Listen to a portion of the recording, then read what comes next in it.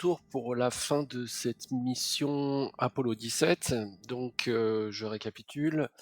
Toute la partie EVA lunaire est terminée. Les 2 astronautes qui étaient sur le sol lunaire sont remontés dans le LEM.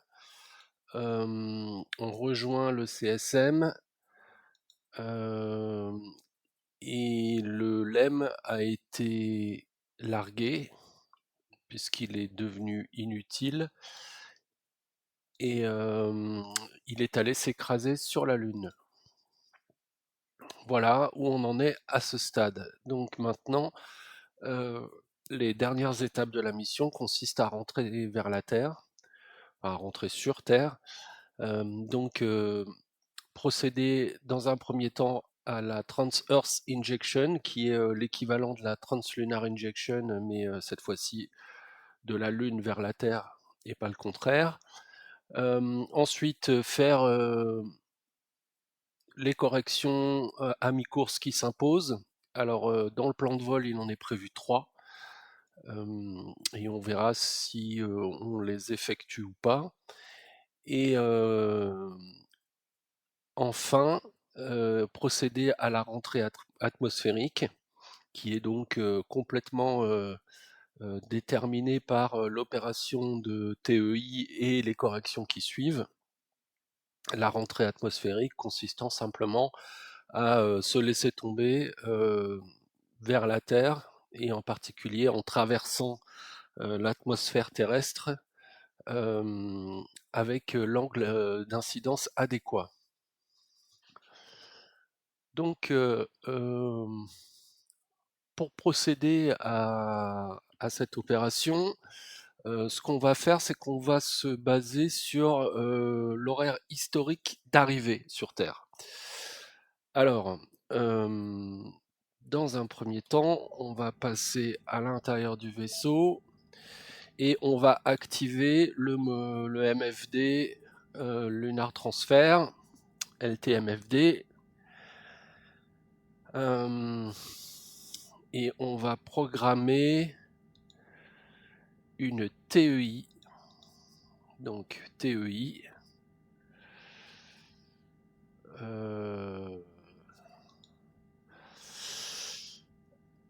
Alors, le mode de cette TEI, c'est pas un mode périapsis, c'est un mode de rentrée.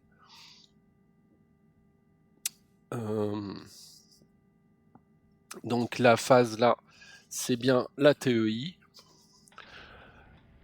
L'horaire d'éjection, on va le laisser automatique. Ici, mince. Ici, j'aurais tendance à rester en écliptique. Et ensuite, le paramètre important, c'est celui-ci. Donc l'angle de réentrée, donc l'angle d'incidence, l'angle qu'on a par rapport à la surface atmosphérique. Et l'idéal, c'est 6,5 degrés. Donc on met 6,5 degrés. Ça, c'est la direction de rentrée atmosphérique. Alors 45 degrés, objectivement, il faudrait prendre les valeurs du plan de vol, mais c'est pas très très important. Donc 45 degrés, c'est direction nord-est. Donc l'horaire d'éjection, pour l'instant, on s'en occupe pas. Ce dont on va s'occuper, c'est l'horaire d'arrivée. Et historiquement, la rentrée atmosphérique avait eu lieu à 301 38 38. Ah bah à 50 heures près, c'est bon. Tiens, bah du coup, j'en profite.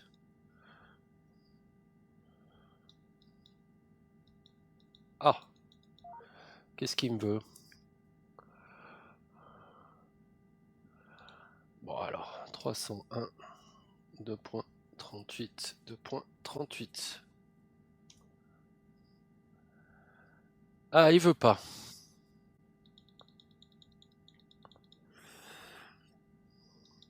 Ah, apparemment, il est limité ici. Alors, ok. On va faire autrement. La Trans-Earth Injection, elle doit avoir lieu aux alentours de 234. Ok. Donc, on a largement le temps avant la Trans-Earth Injection. Parce que, en fait, les astronautes sont restés longtemps en orbite autour de la Lune. Donc, on va s'approcher de 230 ici.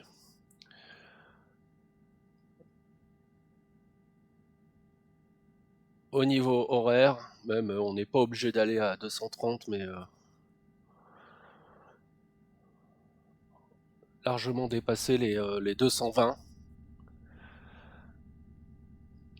Donc ils sont restés près de 2 jours en orbite autour de la Lune avant de repartir. Et je pense que en fait, on va s'affranchir des limites qu'on avait là. Bon, là, je pense que ce sera largement suffisant, mais on va aller ouais, jusqu'à 220. Alors je vous rappelle, on fait un tour de Lune toutes les 2 heures. Donc là, on est accéléré x 1000. Ça va très très vite.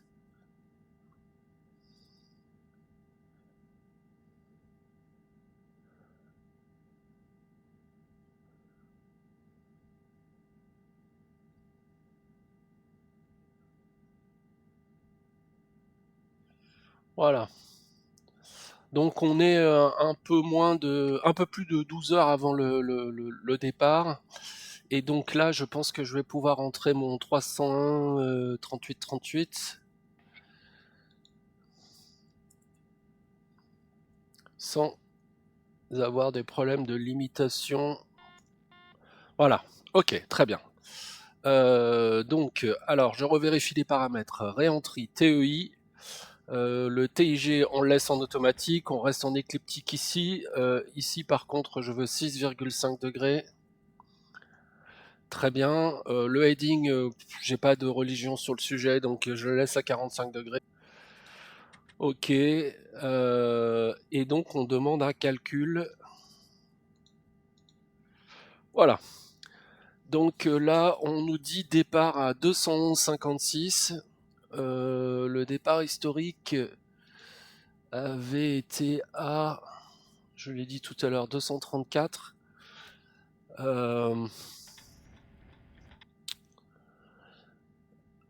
Alors, là, on a un D2VT de 907. On va voir si on peut l'améliorer.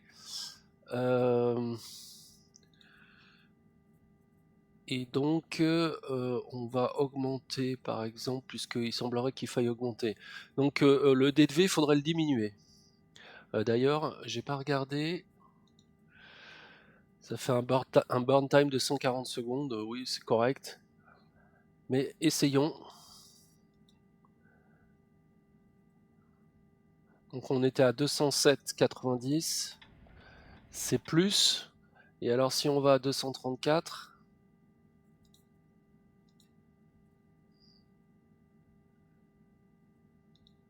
Ah oui, c'est carrément beaucoup plus. 175 secondes. Je suis embêté. Je suis très embêté avec ça.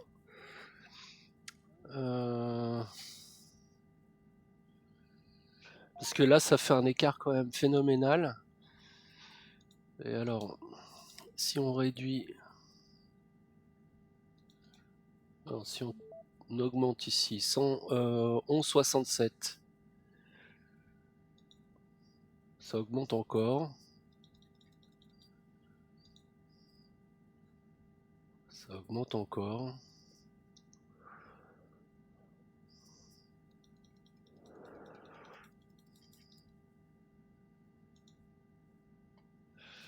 Là, il n'y a plus de solution.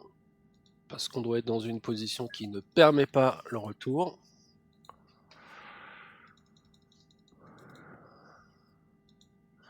D'ailleurs, l'horaire historique, c'était 234,02. Ah oui, alors en début d'heure. Donc, alors, je reviens par là. Je vais faire un test toutes les 10 minutes.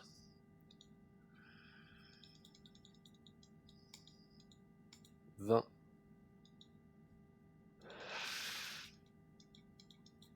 10. Donc 19,36.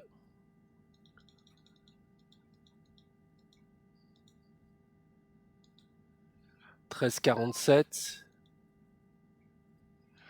C'est de toute façon trop.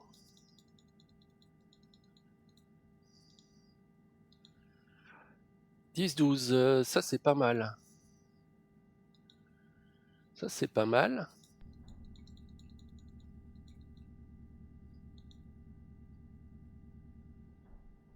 11,28. Alors là ça a augmenté. Ah, voilà, on revient sur des valeurs qu'on avait tout à l'heure. Donc en fait, c'est sur la révolution suivante, le calcul nous donne un autre moment pour le départ, qui est pas mal. Alors, si j'augmente 998, donc là, 998,8, 998,29, donc là on est autour de l'optimal. Sur la prochaine révolution, et alors on va faire des ajustements plus fins. Donc 998,08, 11, 04, 01, 997,97, 94, 91, 88, 85, 82, 80, 78, 75, 73, 71, 69, 67. On continue de baisser, hein. Bon, je vais y aller un peu plus vite alors. 64, 60, 57, 58. Ah.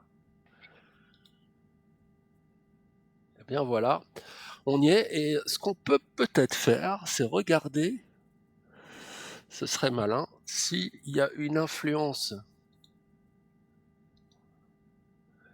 de l'angle. On va le faire degré par degré. Une influence de l'angle sur la poussée à effectuer. Donc là, on est à 997,57. Si j'augmente, ça diminue. Intéressant. C'est ce qui m'intéresse. Donc, eh bien voilà, je vais essayer de faire 85,13, 79,81. Par contre, je vais faire en sorte de rentrer toujours vers la droite, enfin vers l'est, donc entre un cap 0, plein nord, et 180, plein sud. Donc je ne veux pas dépasser les 180 ici. 60, on va passer à 70. Alors 79,81, ouais, c'est encore mieux. 80, 64, 60, ça diminue encore. Donc là, c'est plein est. 47,05, 28,60, c'est mieux. 28,60, 12,10. 12, 10, 901,57.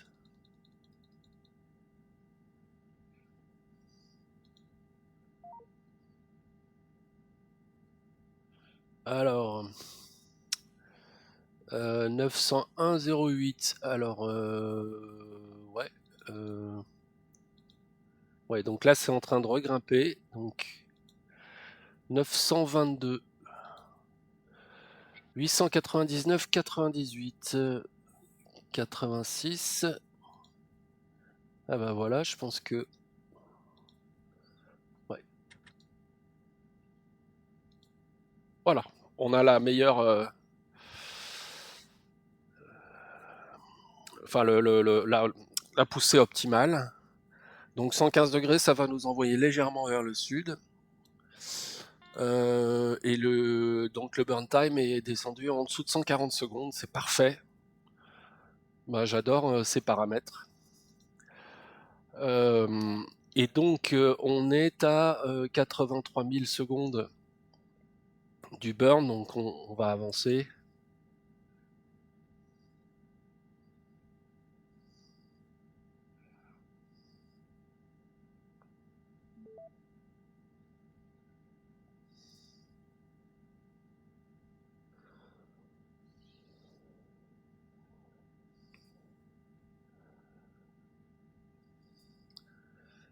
« 70 000 secondes, donc 20 heures environ, un peu moins.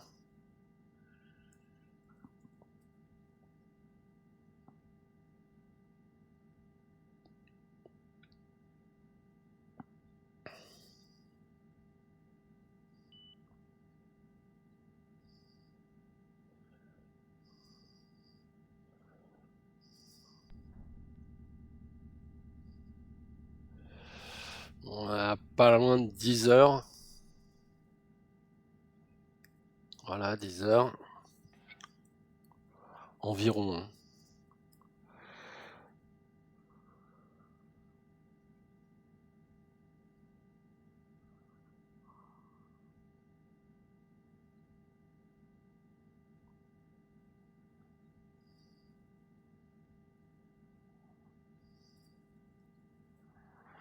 Bon, là, on est à environ 3 heures, un peu plus de 3 heures, 3h40 de la poussée. Je veux vérifier quelque chose quand même. J'ai changé l'angle, mais est-ce que maintenant le fait de changer l'heure pourrait changer mes paramètres de poussée? Alors déjà, on va redemander un calcul là avec ces paramètres. Donc 899,86, ça a légèrement changé, mais assez peu. Si par exemple ici je fais ça,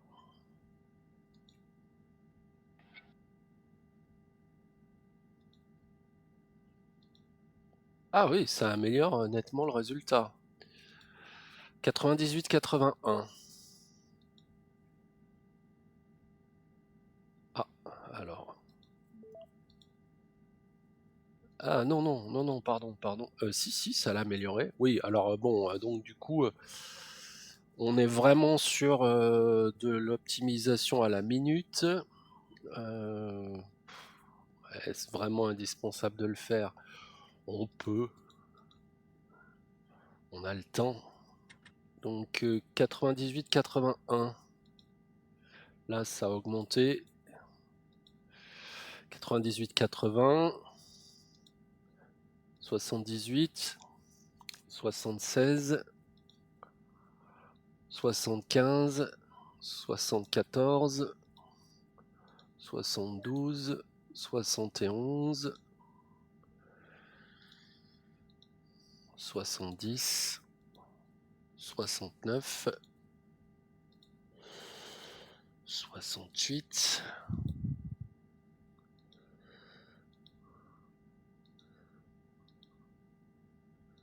Ça bouge plus. Donc bon, voilà, ça va pas changer grand chose. Voilà, bon. On se remet par là. Et du coup, je vais retâtonner avec l'angle. Donc 98, 68, 65, 63, 62, 61, 60, 59, 58, 57. Ah, ça bouge plus peut-être. 56, 56, 56. Bon bah voilà. Ok. Bon bah là on doit être vraiment à l'optimal. Il nous reste 13 000 secondes, donc environ 4 heures, un peu moins. Avançons.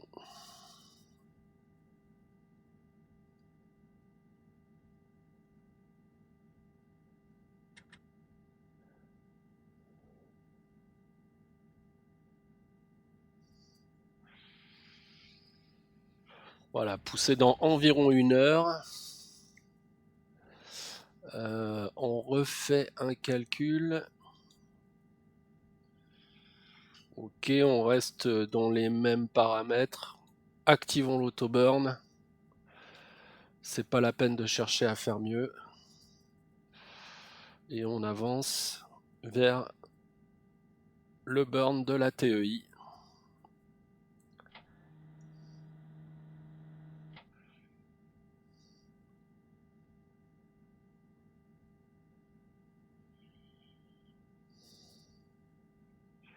« 30 minutes.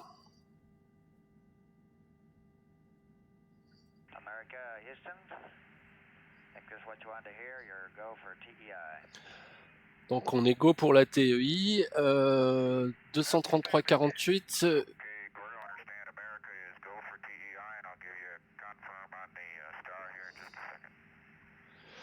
Donc nous on va partir un quart d'heure avant eux en fait. À peu près.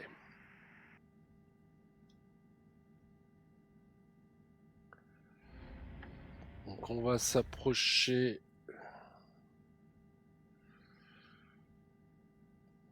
de l'horaire de démarrage.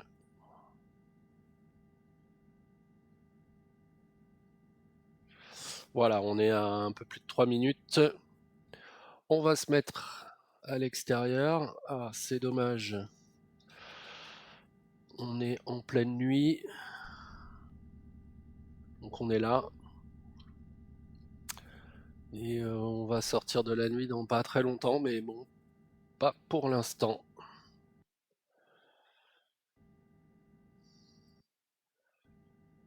Le vaisseau va s'orienter. Voilà, on voit les RCS qui ont poussé pour mettre le vaisseau dans la bonne direction pour la pousser.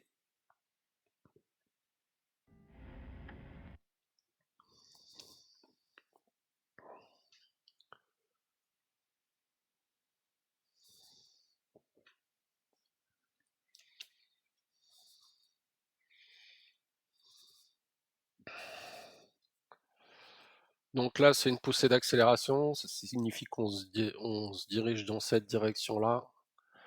Le problème, c'est qu'on voit pas la surface lunaire. Là, je vois quelques étoiles, donc il est possible que la Lune soit quelque part par là. Difficile à dire, mais c'est probable.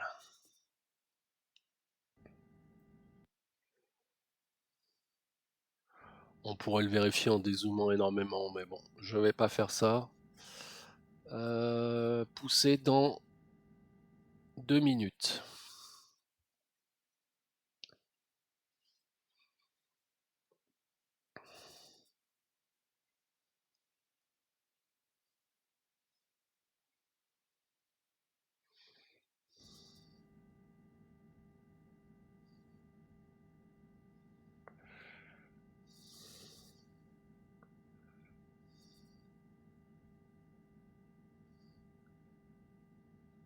Une minute 30.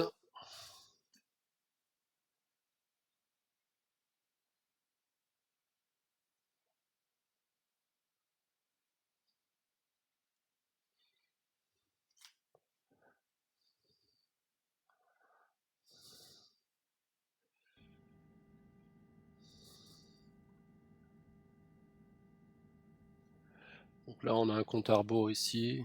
On en a un autre là. 1 minute. Si on se mettait là, non, on n'a rien. C'est dommage. Et notre horizon va pas tarder à arriver à la lumière, mais malheureusement, pas tout de suite.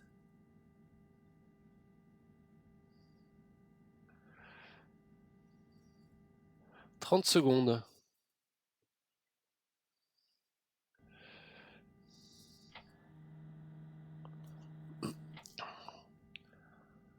20 secondes.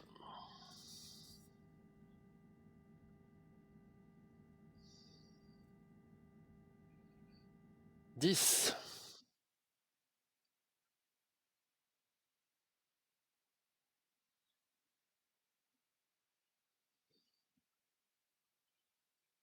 Et voilà, la poussée est engagée. On voit rien du tout. Donc, à part le fait que on constate que le vaisseau est bien en train de pousser, on constate pas grand chose. On va probablement voir une modification de notre orbite au sol, mais le plan orbital reste le même, on le change pas. Il peut peut-être un petit peu bouger parce qu'il faut rejoindre la Terre, mais en revanche, il va y avoir un moment où notre orbite va plus reboucler. Ce qui serait plus intelligent de ma part serait de mettre voilà cette vue-là, où on voit effectivement que notre apogée est en train de s'éloigner.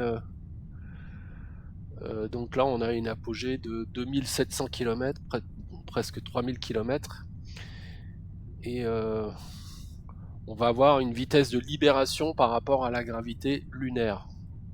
Bon, ça va nous libérer de la gravité lunaire, mais on restera soumis à la gravité terrestre au même titre que la Lune. Donc, en quittant la gravité lunaire, on va simplement retomber sur Terre.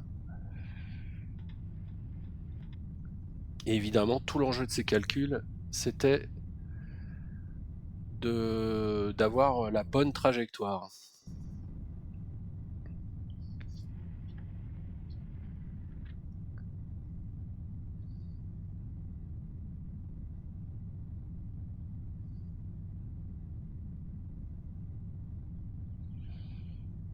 Et donc, bientôt, l'ellipse va s'ouvrir et nous donner, voilà, ça y est. Et donc maintenant, notre trajectoire est parabolique.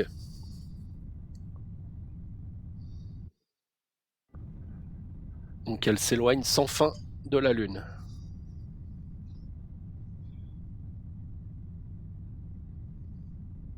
Si aucun objet était à proximité, comme la Terre ou le Soleil ou Dieu sait quoi, on partirait pour une course infinie dans l'espace. Il faudrait trouver une masse.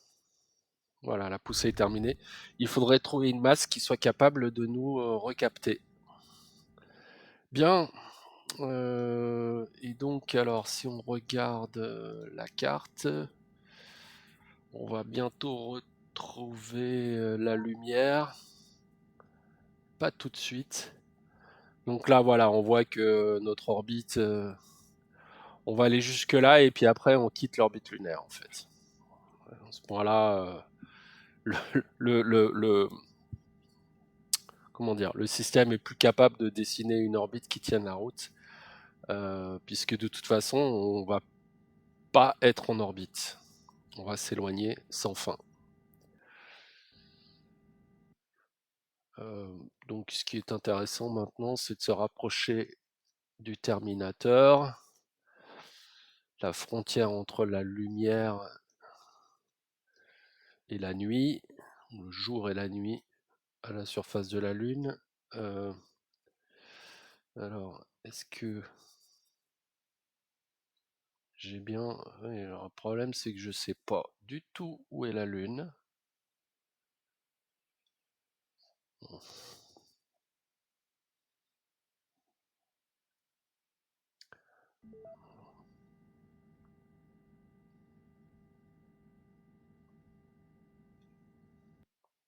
Non, je voulais regarder. Ah ouais. Là, on va voir. Voilà. Là, normalement, on devrait voir quelque chose quelque part. Alors, où est notre ami la Lune?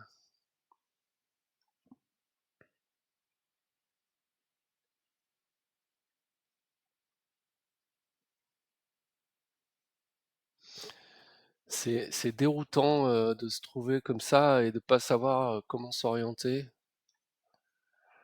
Je peux peut-être essayer ça.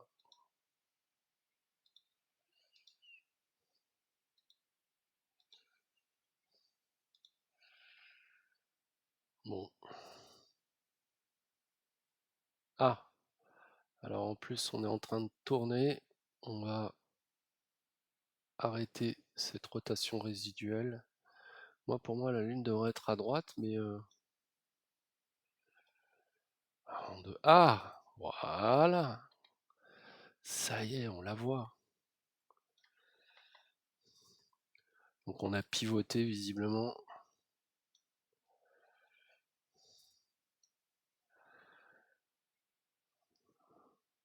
Nous voilà en route. Donc évidemment la poussée, comme d'habitude, s'est effectuée face cachée. Et voilà, on voit la Terre apparaître ici. Donc la face visible commence à l'horizon là. Alors, j'aime pas être dans ce sens-là. Voilà, je préfère être dans ce sens-là. Donc là, on va vers l'ouest. On se déplace d'est en ouest par rapport à la Lune. Et le nord est donc au-dessus de nos têtes. Voilà. Alors, ce que les astronautes d'Apollo 17 avaient fait là, à ce stade de la mission, c'est qu'ils avaient filmé la face cachée. Parce que là, dans cette position-là, eh bien, ils sont en contact avec la Terre. Ils ont la visibilité sur la face cachée. Donc, en prenant une caméra et en diffusant ça en direct, ils ont pu montrer la face cachée de la Lune aux téléspectateurs qui étaient sur Terre.